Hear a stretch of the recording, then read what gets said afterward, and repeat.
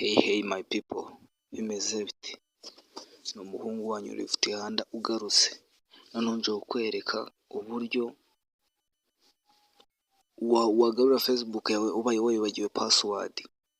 Hari ukuntu uba waribagiwe password, ngiye kukwereka noneho uburyo wakongera ukabona account yawe ugashyiramo na password nshyashya.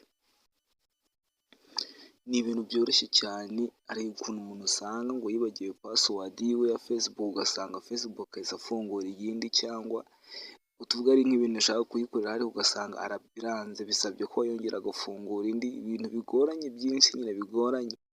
Noneho ngiye kukwereka uburyo wagarura, washyiramo indi password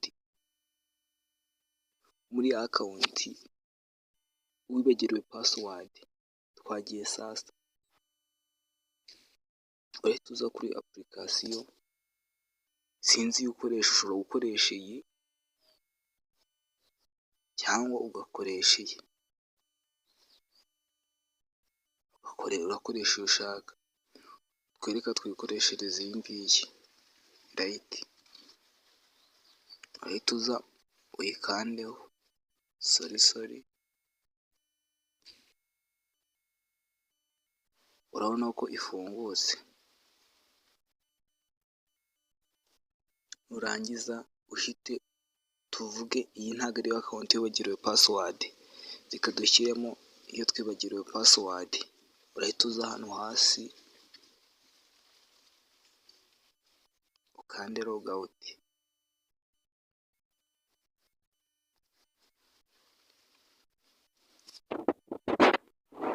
hano urahita uza wikande hano hasi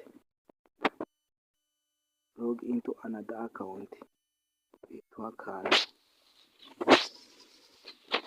Nurangiza uhita uza ukande hano handitse ngo forgot password. Hano bivuga ngo nyine ngo wibagiwe password, aba ariho uhita uza ukande, utegereze ko bifunguka.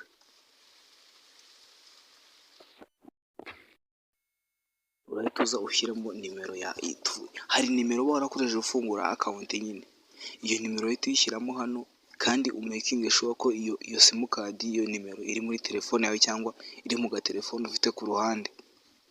Yego, ubundi urahita uza wandikemo iyo nimero ukoresha ufungura iyi account, nimero ya telefone. Kandi nanone iyo nimero uyifite muri iyo telefone cyangwa mu kandi gatelefone, mu yindi telefone iri ku ruhande. Twagereka twandike nimero yacu 0737394875.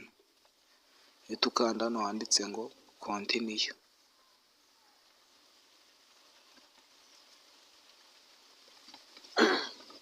Tegereze gatoya,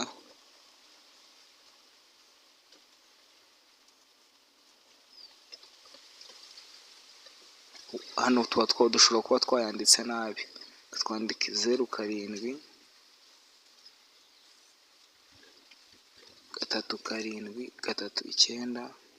0737394875.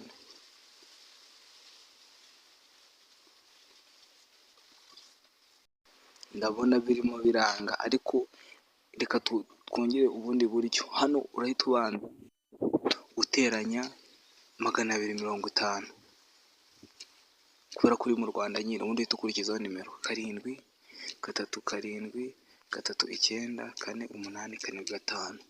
aba ari gutya wandika iyi nimero yawe.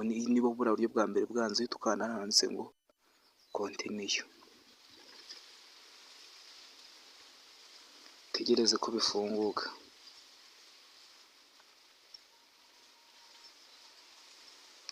Wihanganyeho gatoya nyine mu gihe utegereje ko bifunguka,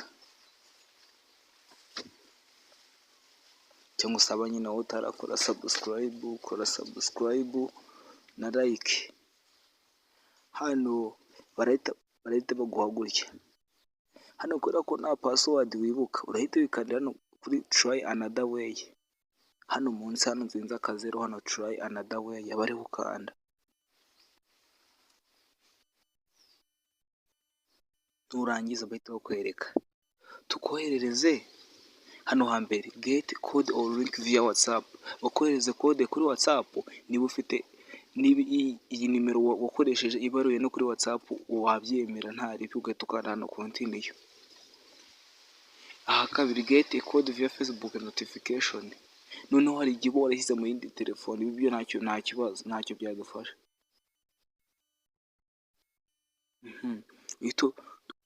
Turashaka kubona kode kuntuza kuri telefone yacu muri SMS, katwikandire hano kuri simo, hano simo get code or link via SMS, ukubona nyine kode muri SMS hano, uhita uza uhakande, uhita ukanda noneho continue.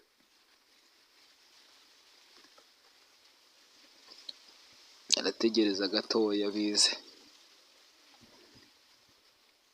nurangiza hari igihe bino bintu bahita babiguha nyine, ariko n'igihe batabiguha nyine, hano barabanje ngo bagiye kubanza batuverifiye nyine, tuba tuverifiye nta kibazo.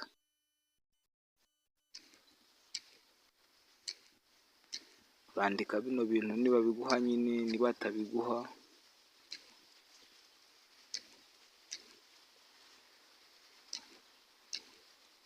ubundi njye kubera ko wabimpaye nta kibazo reka mbigire, ariko we hari igihe batanabiguha. Njye mpamvu ashobora kuba ari uko nibona nakoresha VPN.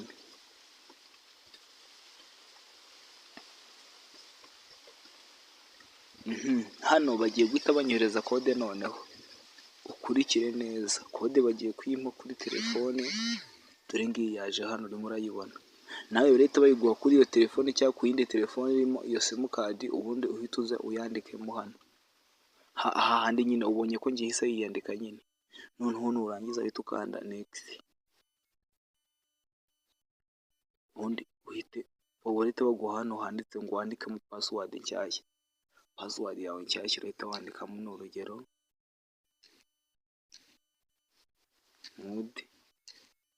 wandikemo iyo ushaka nyine, wowe ushaka, cyerekana nandikemo iyi ngiyi,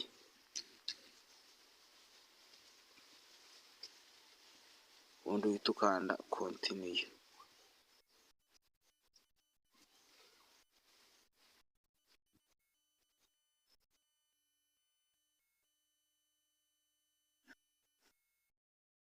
Tegereze ko bifunguka. Ubu byabaye sasa, urabona ko byahise bifunguka, iyi account yahise igera muri telefone. Niba aka kantu kagufashije rero, kora subscribe, ukore na like, muri comment wandikemo ikintu waza gukora ubutaha. Mbibutsa ko mfite na internet y'ubuntu kuri MTN, wowe icyo usabwa ni ukora subscribe, ukanyandikira kuri WhatsApp ati ndashaka internet y'ubuntu. Niyo video ngiye kuyikora uburyo wabona internet y'ubuntu kuri MTN, mukore subscribe kugira ngo umunsi nzaba nayitanze izahite ibageraho. Abatarakora subscribe turi kumwe, ciao ciao.